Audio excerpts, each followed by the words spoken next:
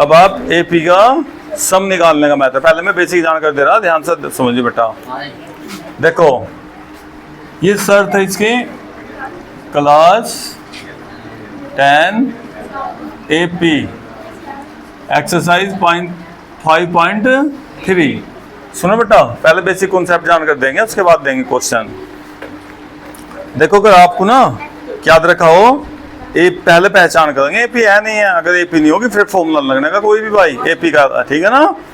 तो अगर आपको बेटा देखो एग्जांपल दे रहे हैं हम, कोई भी पहला आपको, जैसा 1 + 2 + 3 + 4 प्लस, और बेटा आपको ना 100 टर्म का सम निकलवाने को कह दे कोई कि इनका सम बताओ, 1 से 100 तक की संख्या जोड़नी सारी।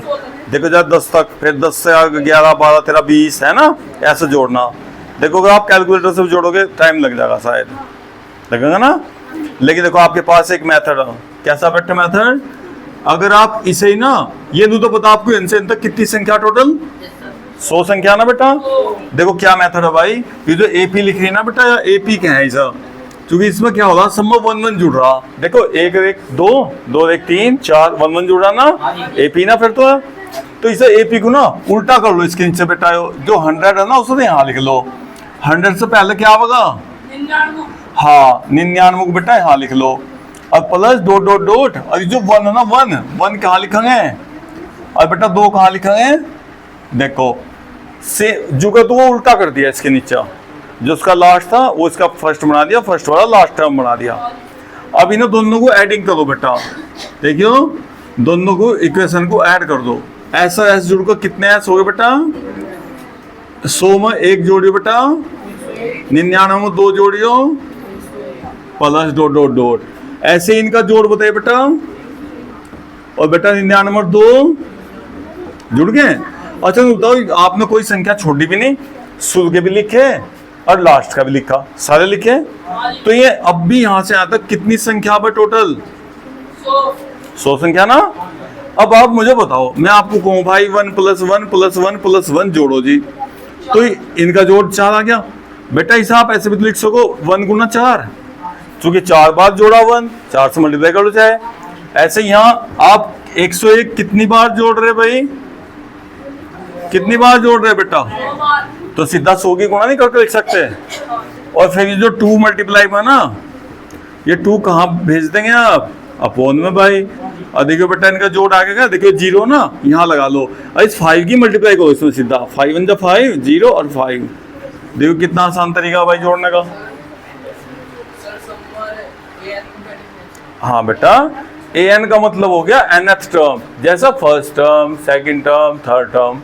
सम का मतलब जितने भी नंबर हैं उन्हें जोड़ना, और an का मतलब हो एक जनरल टर्म, जैसा 5th टर्म, केवल 5th टर्म निकालना, 6th टर्म बस 6 टर्म ही निकालना, और सम का मतलब उनका जोड़ निकालना। अब ये जो आपने देखो, एक तो मेथड ही हो गया बेटा जोड़ने का AP का, इसे हम ना शॉर्टकट ना, देखो आपके उसमें फॉर्मूला बेटा, फॉर्मूला बना दिया इसका।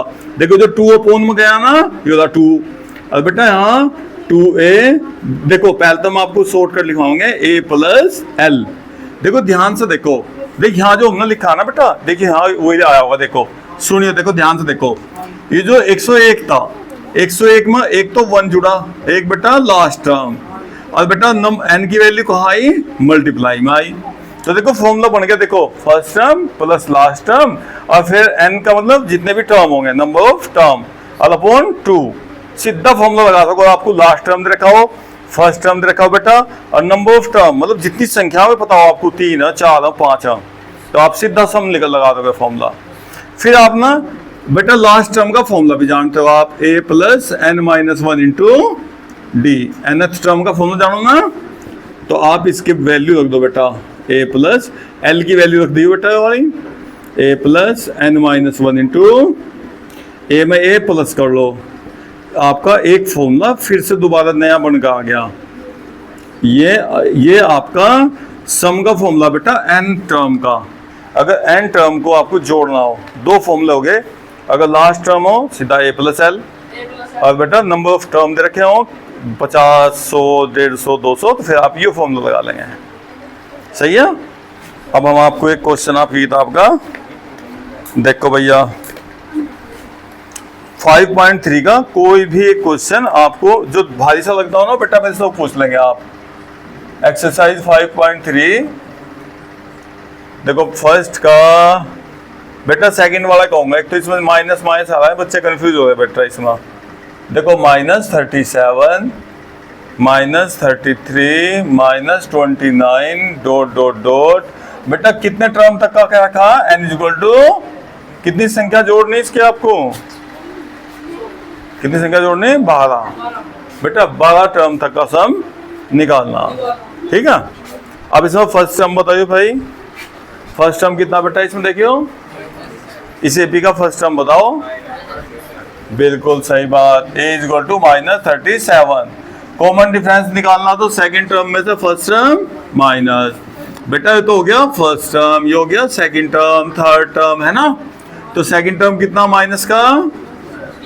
बेटा जो साइन बीच में कैसा, a1 की वैल्यू a1 बताओ। अब बेटा माइनस हो तो फिर ब्रैकेट लगाना पड़ेगा, क्योंकि फॉर्मूले में माइनस हो अंदर। ठीक है ना। अब ब्रैकेट हटाओगे, माइनस माइनस, बेटा देखियो प्लस का 37 माइनस का 33 कितना आएगा बेटा? वैल्यू बताना, प्लस माइनस ही बताना। बेटा वैल्यू, बड़ी वैल्यू की कौन सी है? बड़ी 37 बड़ा हो या 33 बड़ा होता है? तो जो साइन आएगा, जब भी अपोजिट साइन होंगे पक्का माइनस होना बेटा, वो घटेंगे तो जरूर वैल्यू, लेकिन साइन जो लगेगा वो बड़ी वैल्यू का लगा। 37 बड़ा होता हो तो इसका निशान लगा दो बेटा, और 33 बड़ा हो तो इसका साइन लगा दो, मर्जी आपकी।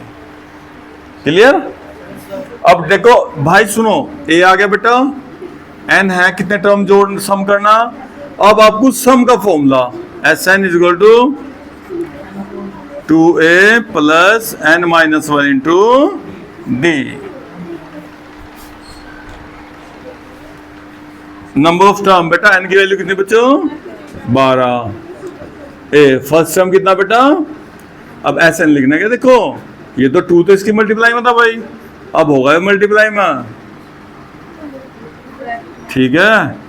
अब प्लस n कितना बेटा? 12 माइनस 1। अगर d कितना है बेटा? प्लस का तो लिख दो ऐसे ही, अगर माइनस होता तो ब्रैकेट लगता है यहाँ भी। सही है। अब बेटा 2 से कट रहा हो तो लो जी, और इसकी मल्टीप्लाई करो बेटा, प्लस माइनस बेटा, और निकाटना कुछ भी, बस यही आएगा बस। अब इसके दोनों की मल्टीप्लाई कर, और बेटा कितना जाएगा? 11 4 जा।